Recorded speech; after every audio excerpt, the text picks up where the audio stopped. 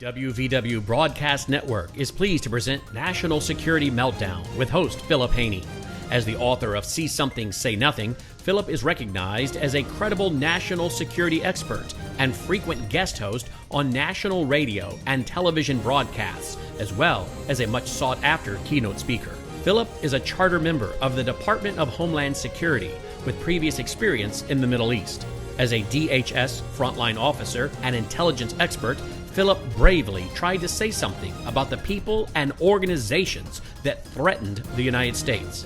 Yet, his intelligence information was eliminated from the government database, and he was investigated during the Obama administration by the very agency assigned to protect the country. Through this broadcast, Philip will expose just how deeply the submission, denial, and deception run within our national intelligence agencies. Philip's years of being an insider allowed him to be an eyewitness to the federal government's capitulating to an enemy within and punishing those who reject the narrative of the deep state.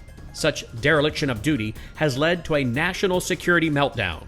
And now, here is your host, Philip Haney. Hello, everyone. The next presentation in the series I'm calling National Security Meltdown is on anti-Semitism. So let's just start right with it. And anti-Semitism, it goes clear back to the Bible times. And some of you might remember the story of Nehemiah when he was rebuilding the wall in Jerusalem. And he actually had adversaries then who would stand out while they were working on the wall and shout and curse them. And among the people that were there shouting and cursing is a person named Geshem the Arab, who mocked Nehemiah, saying, "What is this you are doing? Are you rebelling against the king?" I guess Geshem didn't realize that Nehemiah had an order from the king giving him permission to build the wall. Point being is that anti-Semitism, opposition to the Jewish people being in the land, has existed for millennia. It's not something that just came up recently in modern times. We've seen obvious outbursts of it under Hitler, but right now there's widespread growing current of anti-Semitism that's taking place all over the world, and unfortunately right here in America, including in the halls of Congress, as we're going to see in today's presentation. As far as America, the problem with anti-Semitism actually goes all the way back to the 40s and 50s. Some of you might remember the St. Louis, the ship that was seeking harbor, that was rejected from docking anywhere in the territory of America and ended up going back to Europe, where virtually everybody on the ship perished. They could not find safe passage. But then the Voice of America in the 50s was censoring Hebrew language radio broadcasts and obstructing the efforts of the, at that time, new Jewish state to secure its safety and national security. As you see here, there was a gag order on using the language of Hebrew at the Voice of America because they wanted to take into account the concerns of leftists, i.e. today Communist Party members. So this has been going on for quite some time. You might remember the Chariots of Fire movie, where there was anti-Semitism at Oxford expressed throughout the movie. I've referred to this book before, The Islamic Guidelines by Jamil Zeno. And what I wanted to point out, especially up here at the top, remember this is a textbook that's used in schools all over the English-speaking world. Right here at the top you see it says, "Teach your children to love the love of justice and revenge from the unjust." And then they give an example, like the Jews and the tyrants. Consequently, our youth would know that Palestine should be free and Jerusalem must be of the Muslims. So from the time of a baby's born till they grow up and they go through school, they're being told that Jews are unjust, that they are occupiers of not only Jerusalem but the entire country of Israel, and that the entire Islamic community should conduct and fight them through jihad to liberate the land. That's what the Palestinian Liberation Organization is all about. That's what Hamas is all about. That's what all these Muslim Brotherhood front groups that are operating here in the United States are about. And as we go forward, you're going to see some more examples of blatant anti-Semitism that's broken out into the open in real time, right now in March of 2019. And we'll start right off with one of the newest members of Congress, Ilhan Omar from Minnesota. And she has been tweeting, and she's been getting a lot of press attention lately for her anti-Semitic comments. And not entirely, but significantly being covered and protected by the media.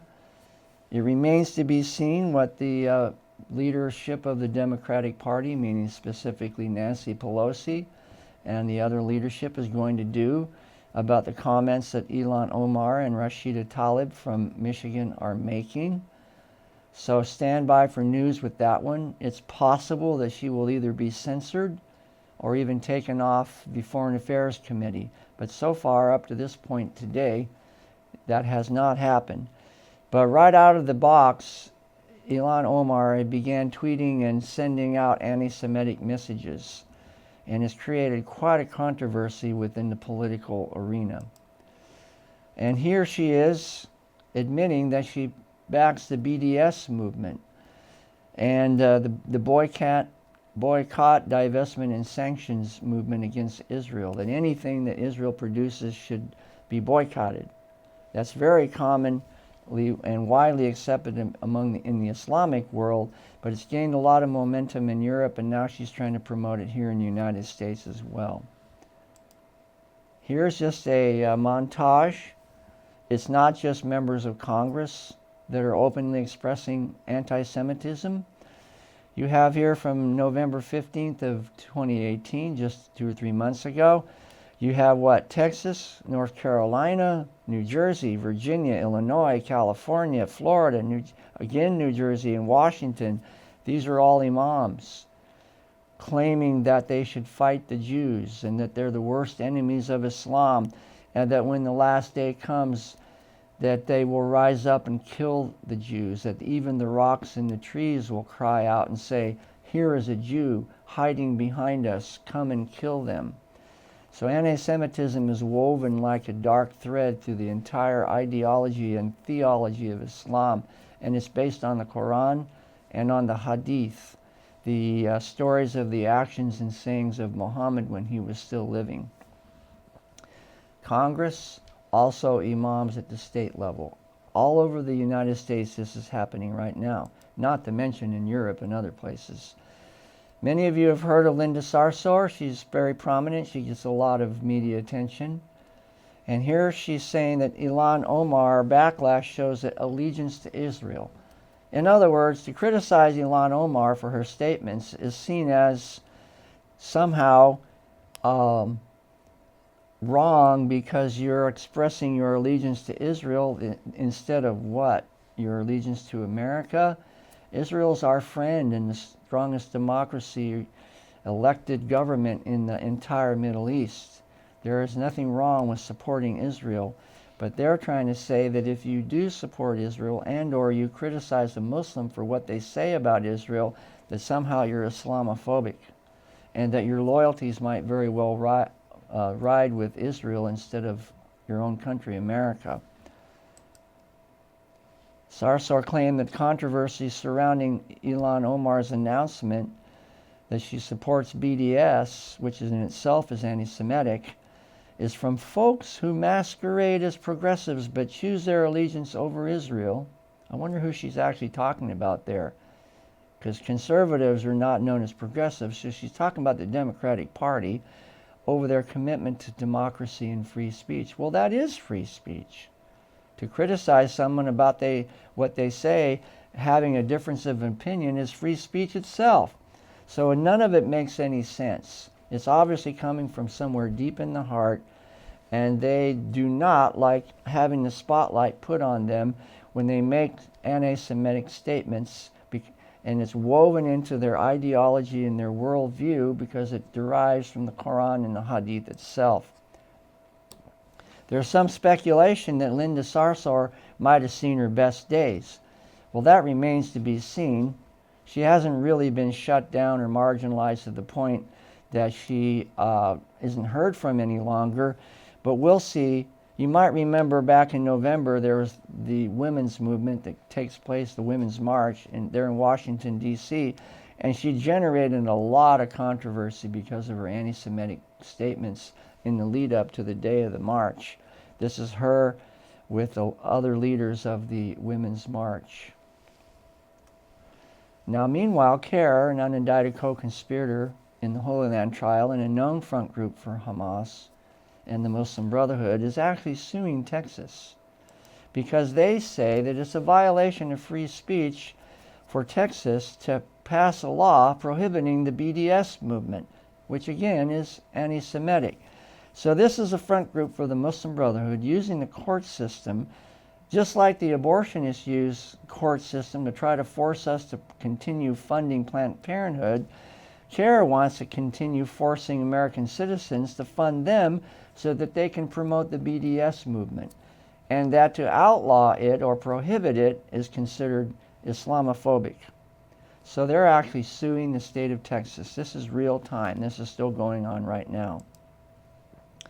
And another connection between anti-Semitism and CARE is that the three Muslim members of Congress, as soon as they were inaugurated and put in office, meaning Ilhan Omar, Rashida Tlaib, and Andre Carson, were invited to speak at a CARE fundraiser in Washington, D.C.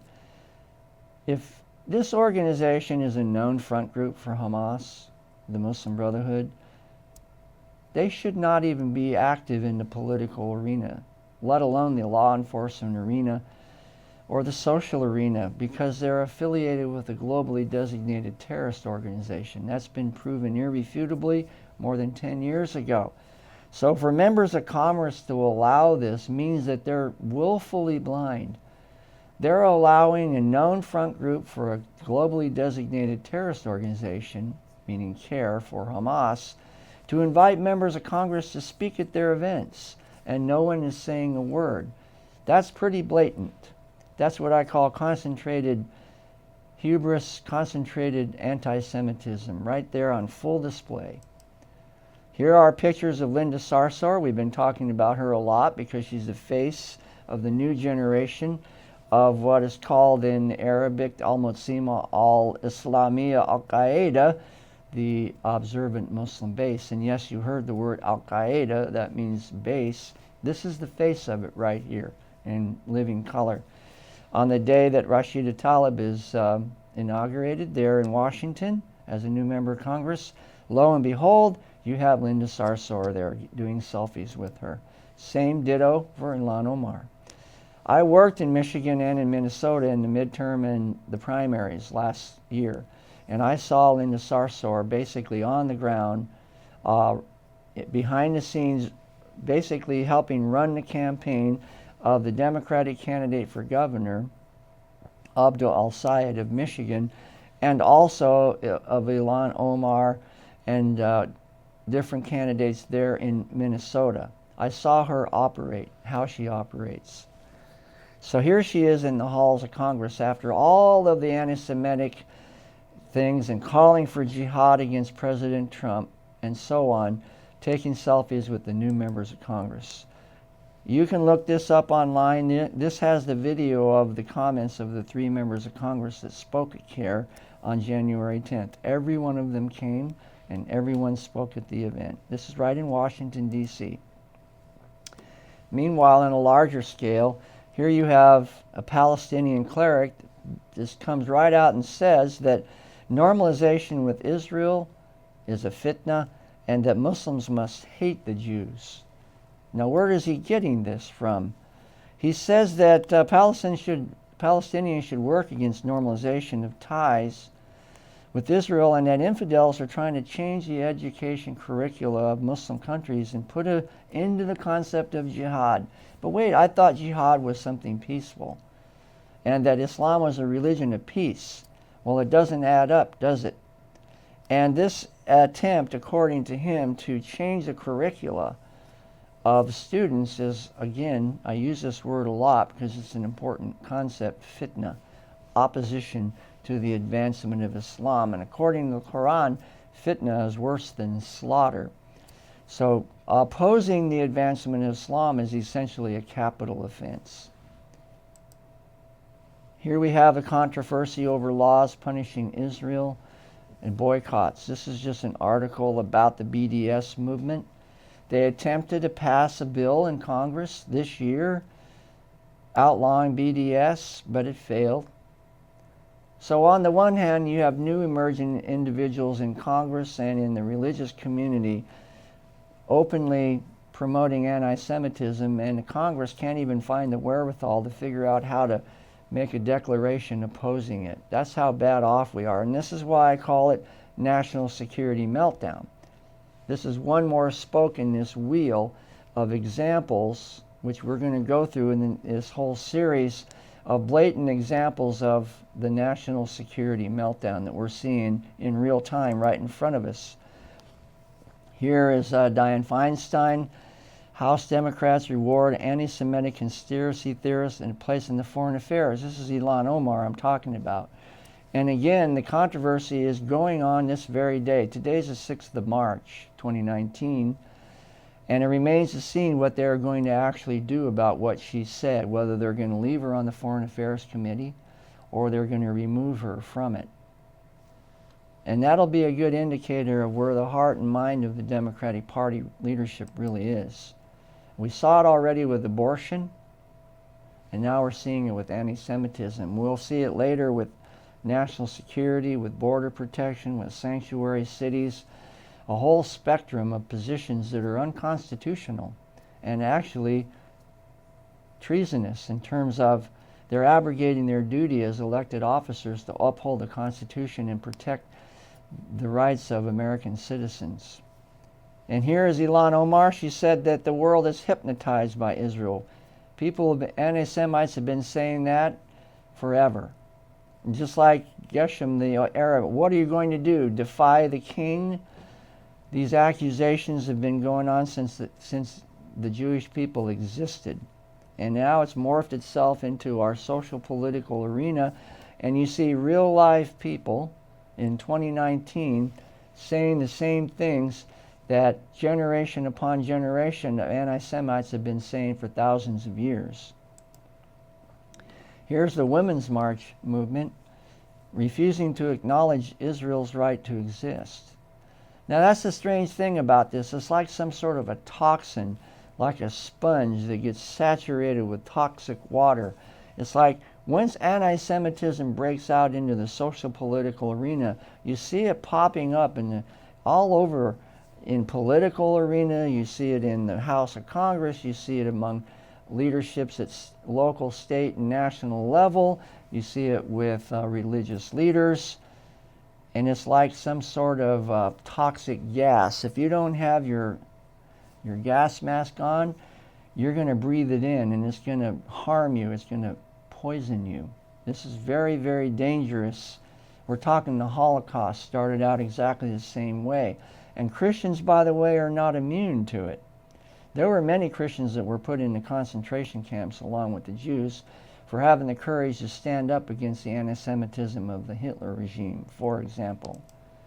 Here's another update on Ilhan Omar. She ended up getting appointed to the House of Foreign Affairs Committee.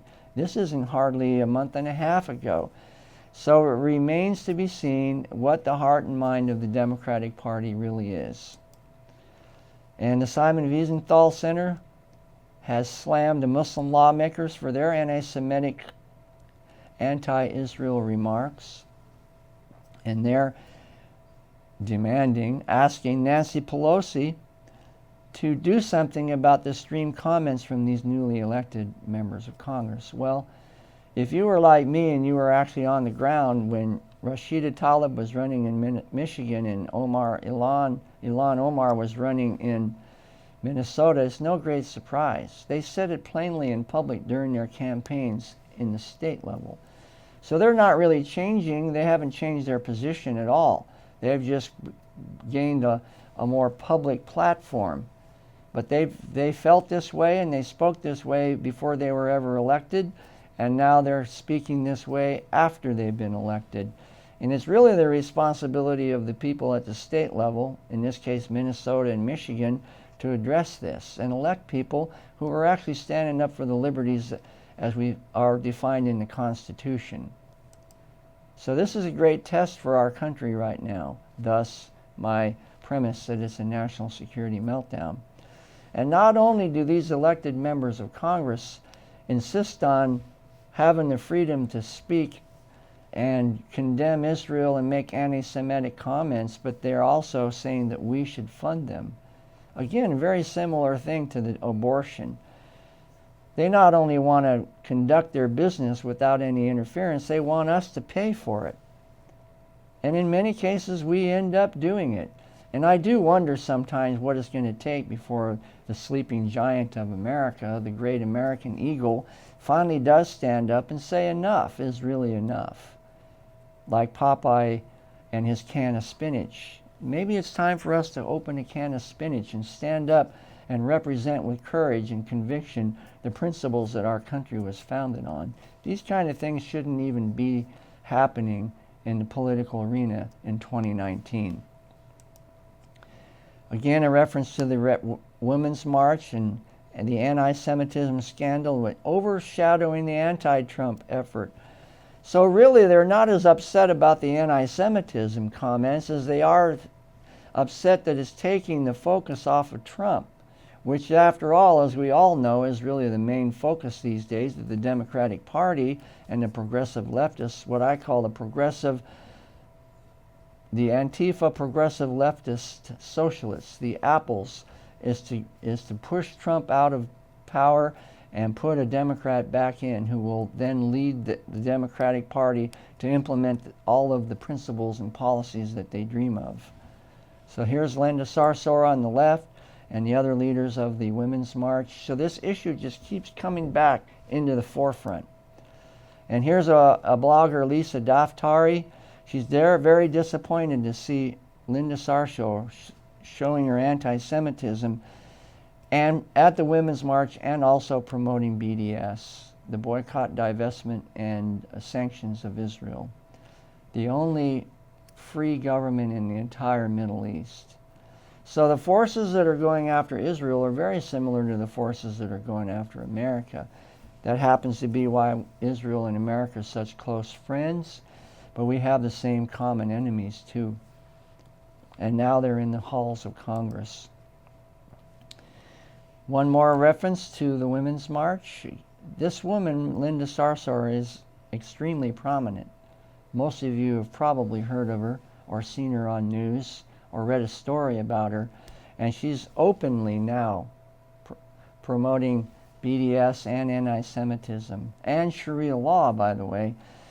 And earlier you may have seen my reference to the Assembly of Muslim Jurists of America and their fatwa for giving permission for members of the Muslim community to form alliances with the progressive leftist groups here in America. Believe me, if someone like Linda Sarsour did not have the authority from the Assembly of Muslim Jurists of America, another front group for the Muslim Brotherhood, she wouldn't be so prominent and so vocal in public. But she does have the authority and the backing of her hierarchy of leadership. By the way, the Assembly of Muslim Jurists of America in Arabic is called Majama Fuqaha al-Sharia bi-Amrikiya. I'm sure you heard the third word, Sharia. They are openly promoting Sharia law in America, and this is actually part of it, to create chaos and division amongst the non-Islamic country so that, like water into the cracks of a rock, it can go in there and begin to saturate into the structure of the culture, and eventually, if the steps are not taken to stop it, it will actually saturate the whole society, and they will begin to implement and normalize implementation of Sharia law, which we will talk about that later in another series. Here we go, just one more headline. This Women's March, of course, is very prominent on the American stage because women have been active, voicing, trying to find equality, and it's been hijacked basically by people like Linda Sarsour, who are bringing their Islamic agenda into a social political movement and doing what I just referred to, causing division, chaos, and anarchy, and then taking advantage of the situation. Rashida Tlaib and Ilhan Omar are now being slammed by Jewish groups for their anti-Semitic statements. You know, I could be talking a lot about anti-Semitism in the rest of the world, but there's so much of it going on here now in America, all the way up to and including right in the halls of Congress, that I don't even really need to use examples from anywhere else in the world, because we're seeing it on full display right here in living color, right in front of us virtually every single day. The House has attempted to pass legislation by name: Ilhan Omar, Rashida Tlaib, Linda Sarsour, Louis Farrakhan.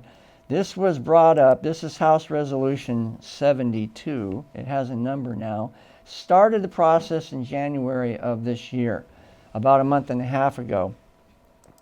And then here's a press release about it a couple days later. But meanwhile, it still hasn't passed. It hasn't been brought to the floor of the House yet.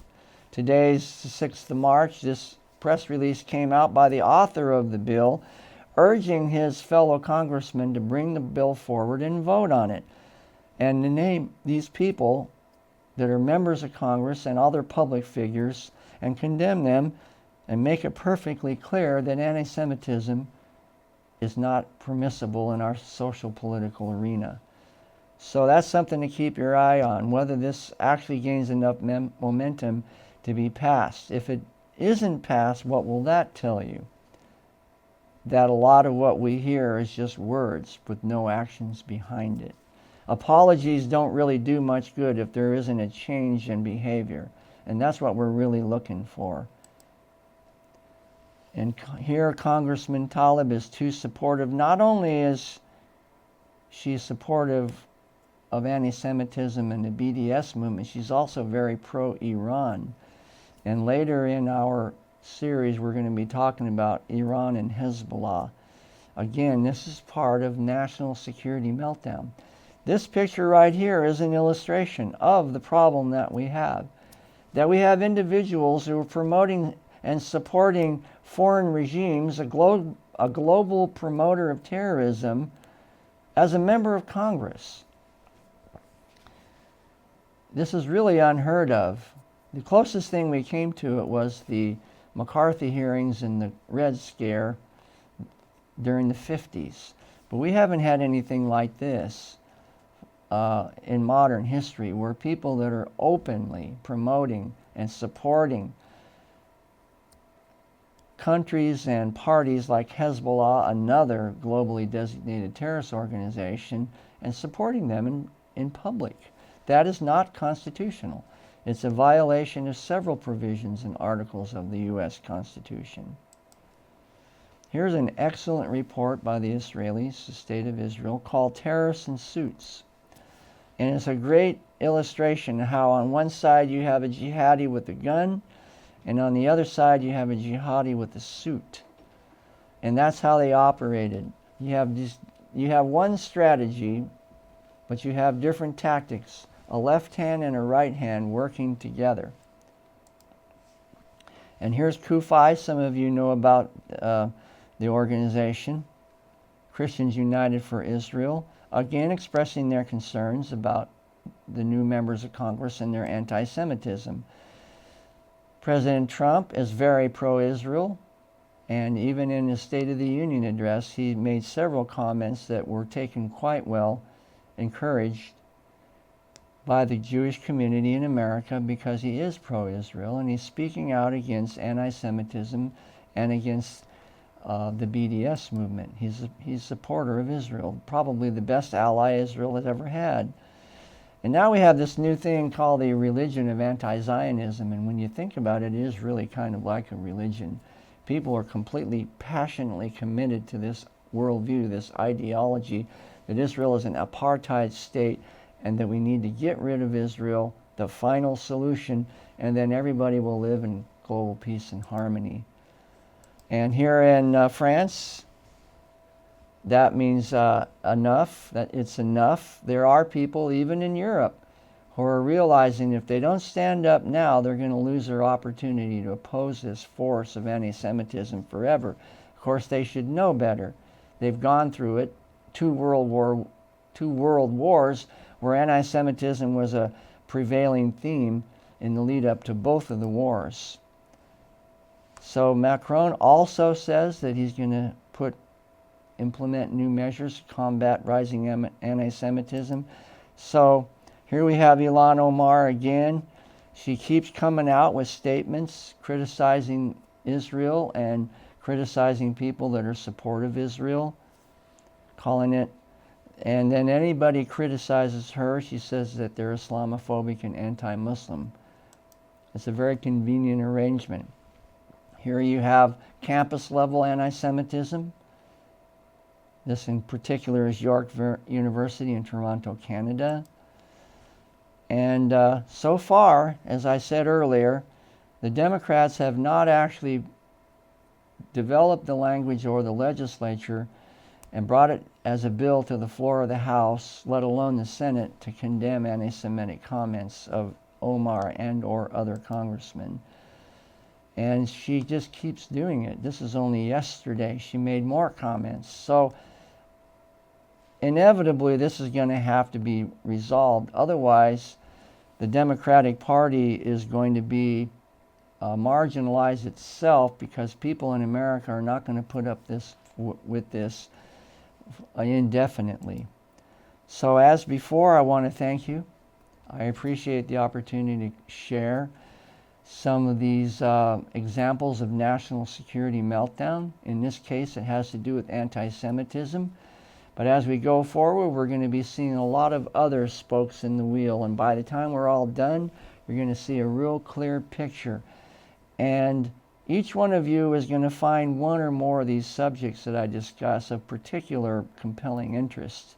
And that's what I would like you to do, encourage you to do, is find one that you're particularly captivated by and focus on that one and contribute in that way by becoming a master of the subject and participating in our government of, for, and by the people. Thank you very much.